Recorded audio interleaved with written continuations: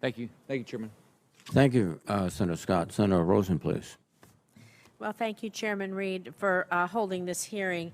Thank you so much to our witnesses here today for your service to our nation and really your expertise in these important areas.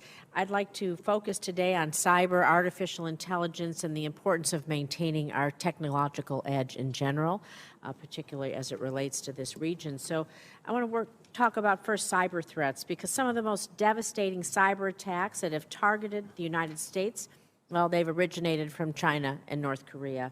And just this week, a cybersecurity firm reported that a Chinese state-sponsored hacking group successfully compromised the networks of at least 6 U.S. state governments since May of 2021. So, Admiral Aquilino, what are you doing, what are we doing to defend against Chinese state-sponsored cyber threats, and what more should or could we be doing to deter these malicious activities? Thanks, Senator. So you've highlighted certainly a concern that we worry about not only in our own networks, but on our ally and partner networks, whether they be state actors or non-state actors. The potential impact is significant. In close coordination with my partner, General Nakasone, who has that responsibility to defend the defense global information grid and to work with our allies and partners. We're linked very closely. He works in lanes both in the defensive lane and has the ability to work in the offensive lane as well. So that partnership is consistent. We have both identified the critical requirements on both sides, and he continues to support us. And it is important that we work with our partner countries in collaborative. General LaCamera, what are the U.S. forces in Korea doing to deter and mitigate North Korean cyber threats? Thank you, Senator. Again, our concern is making sure that our networks are protected and making sure that our alliance networks are protected from those cyber attacks. We do practice it on a regular basis, and an exercise coming up that will be part of the exercise. Make sure we're protecting it.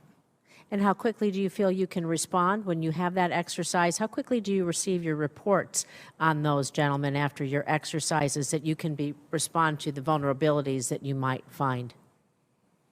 I think we can respond fairly quickly. I think that's, we know that that's going to be part of their attack plan, and that protecting our networks and reacting to those and making sure that we have the redundancy in our plans. And the real question is, we rely heavily on digital, but at what level can we quickly switch to analog so that we're not vulnerable from that piece there? And you share those with your partner services so that they can be aware of any vulnerabilities as soon as you find them? Yes, Senator. Yes, Senator. So General Nakasone is really good. I will tell you, if it's detected, it's a critical information requirement for me. I will know within minutes.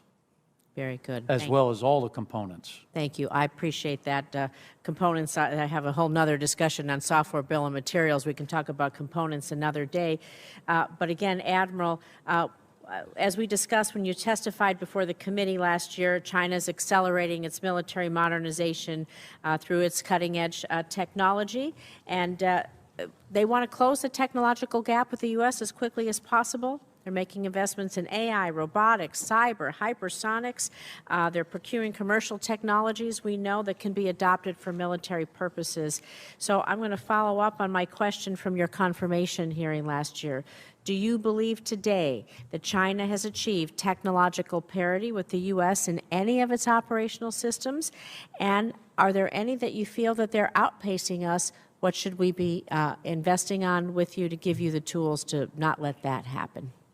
Yeah, thanks again, Senator. So let me start with intent, right? The intent of the PRC is to take advantage in every one of those.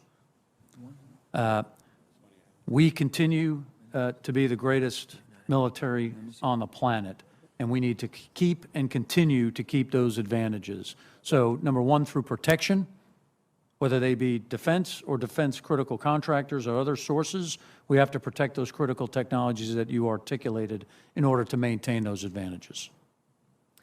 Thank you. I see my time's up. I hope that we'll have a hearing talking about the lessons